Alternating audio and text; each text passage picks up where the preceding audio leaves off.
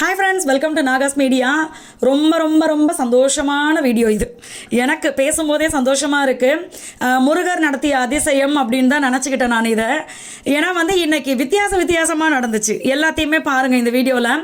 நான் எப்பவும் போல் காலையில் பிரம்ம முகூர்த்த நேரத்திலேயே எழுந்திரிச்சிட்டு வீடெல்லாம் பெருக்கிட்டு, அதாவது எப்போவுமே நம்ம பெருக்கும்போது பார்த்திங்கன்னா குப்பையை வெளியில் தள்ளணும், நல்ல விஷயங்களை உள்ளே கூட்டிகிட்டு போகணும். அதாவது விளக்கேற்றும் போது நீங்கள் நிலவாசலில் நம்மளுடைய குலதெய்வம் இருக்கிறதா சொல்லுவாங்க இல்லையா, அந்த இடத்துல விளக்கு ஏற்றி அதுக்கப்புறம் நீங்கள் உள்ள விளக்கு எடுத்துகிட்டு போய் அந்த விளக்கு வச்சு வீட்டில் இருக்கிற விளக்கு ஏற்றலாம்.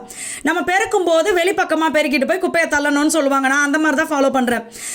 நான் எப்போவுமே நம்ம வீட்டு உள் கதவு இருக்கு இல்லையா, அங்கே மட்டும்தான் கோலம் போடுவேன். பட் தம்பி எனக்கு வெளியில் நீங்கள் கோலம் போடுங்கம்மான்னு ரொம்ப நாளாக கேட்டுக்கிட்டு இருக்கான். சின்ன பிள்ளைக்கு இப்படி ஒரு ஆசையான்னு சொல்லிட்டு நான் அவனுக்காகவே வெளியில் போய் கோலம் போட்டேன். அவன் பார்த்த உடனே ஹாப்பி ஆகிட்டான். அதுக்கு முன்னாடி பார்த்தீங்கன்னா நம்மளுடைய கருப்பி, இவங்க பேர் பார்த்துட்டு பேசுது, அடடா ஃபஸ்ட்டு ரசிகையாக நம்மளுக்கு பலமாக இருக்கேன்னு பார்த்தா செகண்ட் ரசிகை கோலத்தை பார்த்துட்டு என்னைய அழைக்கவா இப்படி போட்டிங்க அப்படின்னு சொல்லி உள்ளே உட்காந்துக்கிட்டு, நான் தொடமாட்டேன், எனக்கு என்னமோ தெரியல, பூனையை மட்டும் நான் தொடவே மாட்டேன். அது பார்த்து எவ்வளோ அறிவு தெரியுங்களா அந்த பூனைக்கு. நம்ம வீட்டில் அந்த இன்வெர்டர் பக்கத்தில் அவங்களுடைய குட்டியெல்லாம் வச்சுக்கிட்டு இருந்தாங்க. அதுக்கப்புறம் குட்டியெல்லாம் கொஞ்சம் எந்திரிச்சு நடக்க ஆரம்பித்ததுனால வெளியில் தூக்கிட்டு போயிட்டாங்க. நம்ம பாப்பா தம்பியும் அடிக்கடி பார்க்க போகிறதுனால பால் கேட்பாங்க. நான் டம்ளரில் எடுத்துகிட்டு வந்துட்டேனா, நம்மளுக்காக தான் கொண்டு வர்றாங்கன்னா அப்படியே ரொம்ப அறிவாளி சாப்பிட்ருவாங்க. அது இது பார்த்தீங்கன்னா எப்போவுமே திராட்சையை நம்ம வச்சாலுமே நீங்கள் பிச்சுட்டு இப்படி ரெண்டு பாதியாக பிச்சுட்டு வைங்க, அப்போனா அந்த எறும்புகள்லாம் சாப்பிடும். ஒரு வகையில் இதுவும் ஒரு அன்னதானம் தான். நம்ம சின்னதாக பண்ணாலுமே நூற்றுக்கணக்கான எறும்பு சாப்பிடுதில்ல, அதுவும் அன்னதானம் தான். நான் அதுக்கப்புறமா விளக்கு ஏற்றிட்டு இதை ஃபாலோ பண்ண முடிஞ்சவங்க கண்டிப்பாக பண்ணுங்கள். அமைதியாக உட்காருங்க. அமைதியாக உட்காந்து எதெல்லாம் உங்களுக்கு வேணும், நல்ல விஷயங்கள் எதெல்லாம் வேணும்னு நினைக்கிறீங்களோ அதெல்லாம் கிடச்சிருச்சுன்னு நினச்சி கொஞ்சம் நேரம் மெடிடேஷன் பண்ணிவிட்டு அதுக்கப்புறம் தீபாராதனை காமிச்சிட்டு நாங்கள் கோவிலுக்கு வந்தோம். ஃபஸ்ட்டு முருகர் கோவிலுக்கு நாங்கள் போயிட்டு வந்துட்டோம். வரும்போது எனக்கு என்னென்னா ரொம்ப நாளாகவே ஒரு 7 இன்ச்சில் முருகர் சிலை வாங்கணும்னு ஆசை.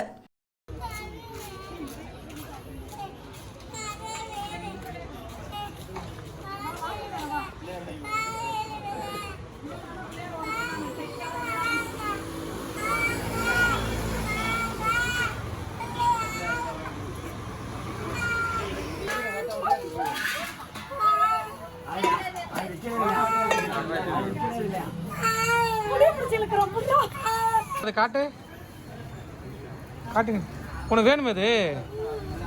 ஆனால் முருகர் சிலை நான் தேடின மாதிரி கிடைக்கல. அப்புறம் இன்னொரு கடைக்கு வந்தோம். ஆனால் அந்த 2 கடையிலையும் பார்த்தீங்கன்னா இவன் நடராஜ பெருமாளை எடுத்து கட்டி பிடிச்சிக்கிட்டு வேணும் இவரை நான் வைக்கவே மாட்டேன்னு சொல்லிட்டான்.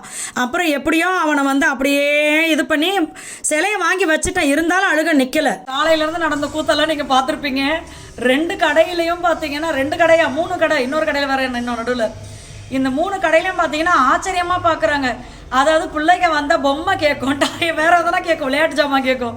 இவன் என்ன சாமியை இப்படி பண்ணுறான்னு கடைசியில் பார்த்தீங்கன்னா அவன் கையில் வச்சுருந்தாலும் நடராஜ பெருமாள் அவரை வாங்கிக்கிட்டு ஒரே ஓட்டம் தெருக்க ஓடி போய் அந்த அக்கா கிட்ட கொடுத்துட்டு இவனா அழுக தாங்கலை அவனுக்கு, எனக்கு வேணும்ன்ட்டு. அப்புறமா பார்த்தா எனக்கும் ஏதோ மனசுக்கு திருப்தியாக இருந்துச்சு. அவன் கரெக்டாக முருகர் சிலை எடுத்துட்டான். முருகர் சிலை குட்டியாக ரொம்ப அழகாக இருந்தார்.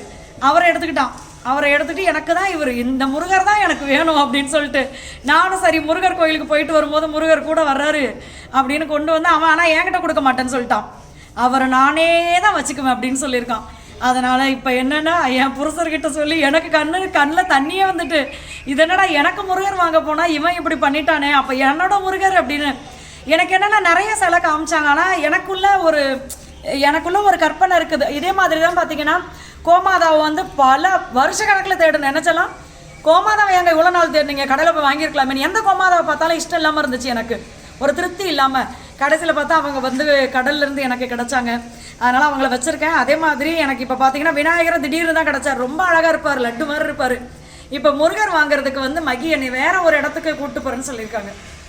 கும்பகோணம், திண்டுக்கல்னு சொல்ல மாட்டேன், அது பூட்டு வைக்கிறாங்க.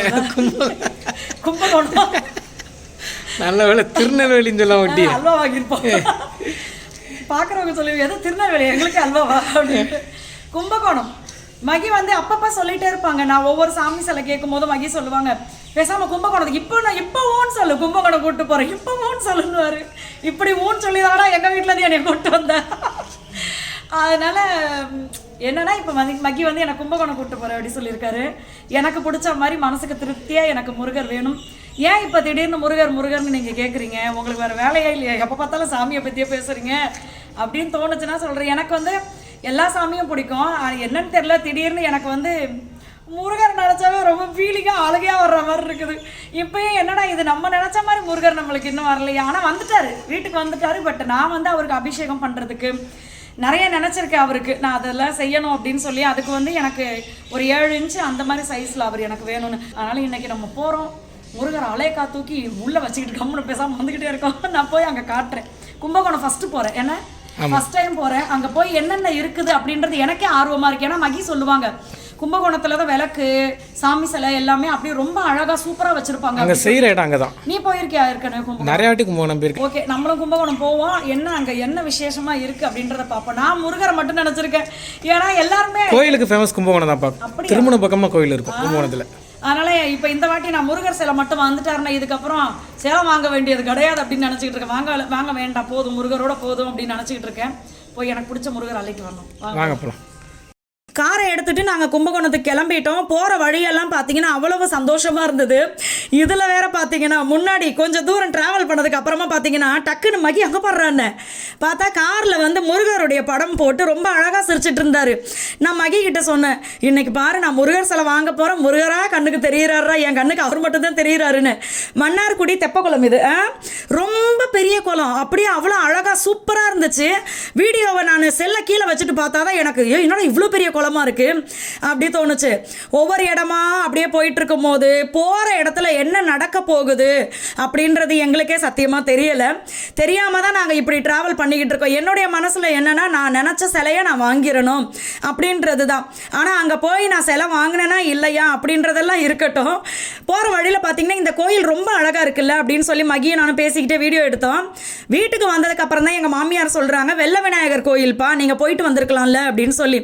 நாங்க வந்து கோயிலுக்கு போகிற பிளானே கிடையாது. இல்லை, நம்ம தேடி போனது முருகர் தான். ஆனால் முருகர் நடத்தி வச்சது பார்த்தீங்கன்னா அந்த இடத்துல வேறு விஷயம். அங்கே போனதுக்கு அப்புறமா பார்த்தீங்கன்னா ஃபஸ்ட்டு சிலைகள் எல்லாருமே பார்க்க ஆரம்பிச்சிட்டேன். என்னென்னா அங்கே அதிகப்படியாக கும்பகோணத்தில் வந்து 50 சிலைகள் தான் இருக்குது. அதே மாதிரி நம்மளுக்கு வேண்டிய சிலைகள் வந்து ஆர்டர் கொடுக்கணும். அதுலேருந்து ஒரு 2-3 மாதத்துக்கு அப்புறமா தான் நம்ம கையில் கொடுப்பாங்களாம்.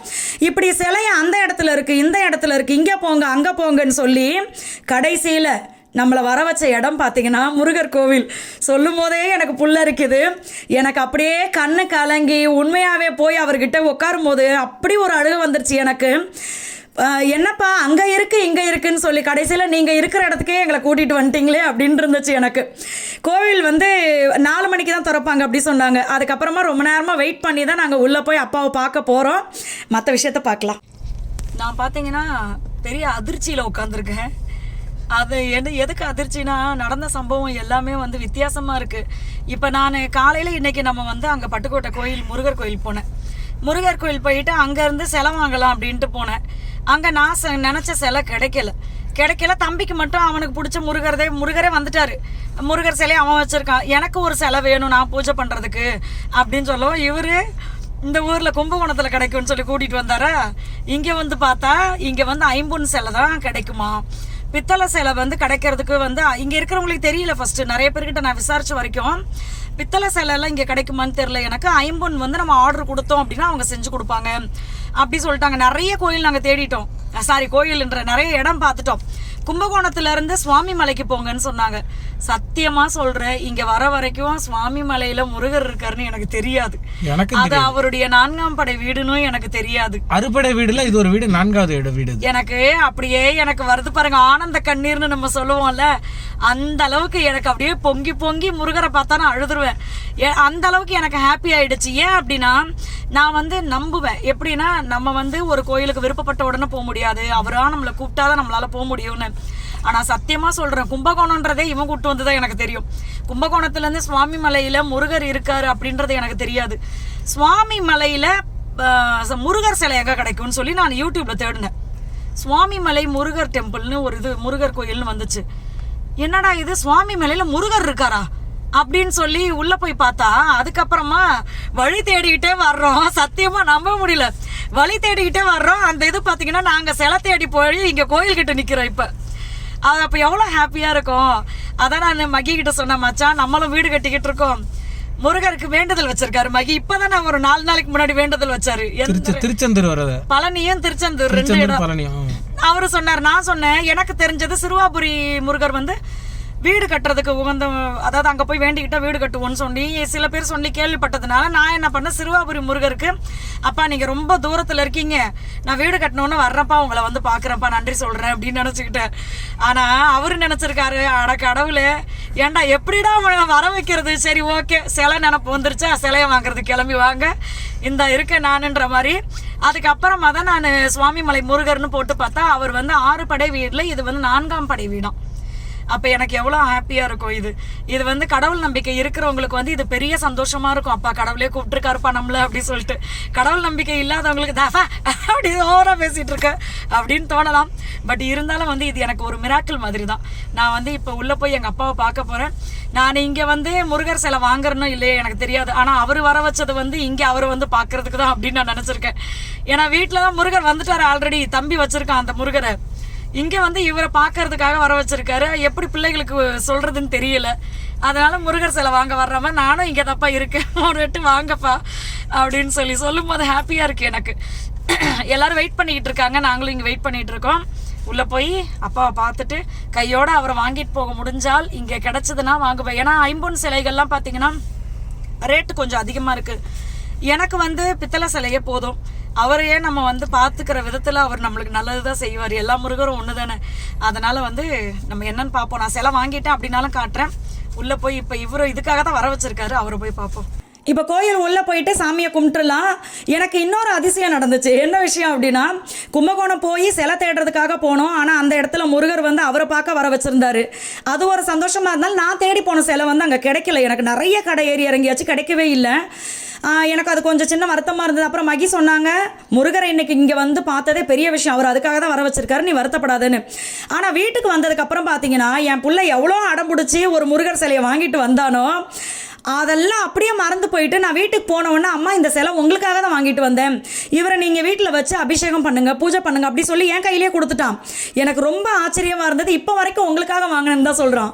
வெறுங்கையோட வந்தேனா, கை நிறைய எப்பவும் இனிப்பும் கொண்டு வந்திருக்கேன். முருகர் பார்த்தீங்கன்னா அவருடைய பிளானிங்கே வேற. நம்ம ஒன்று நினைச்சா கடவுள் ஒன்று நினைப்பாருன்றாங்கல்ல, அதை தான் இந்த நேரத்தில் நினைக்கிறேன். நம்ம நினைச்சது வந்து முருகர் சிலை வாங்க, அவரு நானே தரிசனம் தர்ற வாப்பான்னு அவரு கூப்பிட்டு ரொம்ப சந்தோஷம். அதுவும் இங்கே யானை இருந்தாங்க, குட்டி யானை, அதுவும் தங்க பிள்ளை மாதிரி அண்ணன் அழகு, நல்லா கொலன்னு ஃபோட்டோ எடுக்கக்கூடாது சொல்லிட்டாங்க. ஆனால் அவங்க கிட்ட ஆசீர்வாதம் வாங்கிக்கிட்டு கோவில் உள்ள பார்த்தீங்கன்னா பெரிய முறுக்கு பிரசாதமாக கொடுத்தாங்க. நாங்கள் கொஞ்சோண்டு ஒரு இனுக்கு மட்டும் பிரசாதத்துக்காக எடுத்துக்கிட்டு அவங்களுக்கு போய் கொடுத்தேன். நல்லா சாப்பிட்டாங்க. தொடர்றதுக்கு ஆசையாக இருந்தது. அவங்க பாட்டுக்கு பின்வாக்கில் யாரா எறும்பு கடிக்கிற மாதிரி இருக்குன்னு ஒரே மிதி மீச்சு விட்டா. ஆனால் தொடலை, தொண்டை கம்முகிறது, கண்டுக்கப்படாது. அதனால ஏய் இன்னைக்கு டேவே ரொம்ப சந்தோஷமாக்கி இருக்காரு. ஆமா, நம்ம வந்து முருகர் சிலை வாங்கலாம்னு வந்தா முருகரே பார்த்தாச்சு. அதுதான் எனக்கு ரொம்ப என்ன விஷயம்னா ஹாப்பி. ரொம்ப கூட்டம் இருந்தா நம்ம கொஞ்சம் ஸ்பெஷல் தரிசனத்துல உள்ள போயிட்டோம். ஸ்பெஷல் தரிசனத்துல உள்ள போயிட்டு முருகர் பக்கத்திலே உட்கார்ந்துட்டோம். போயிட்டு நம்ம அப்படியே ஒரு சந்தோஷமா அவரை பார்த்தோம். நல்லா இருந்தாரு, சூப்பரா இருந்தாரு. எல்லாருக்காகவும் வேண்டிக்கிட்டு எல்லாரும் நல்லா இருப்பீங்க. நீங்க நினைக்கிறது எல்லாம் நடக்கும். ஆமா, வாங்க போலாம்.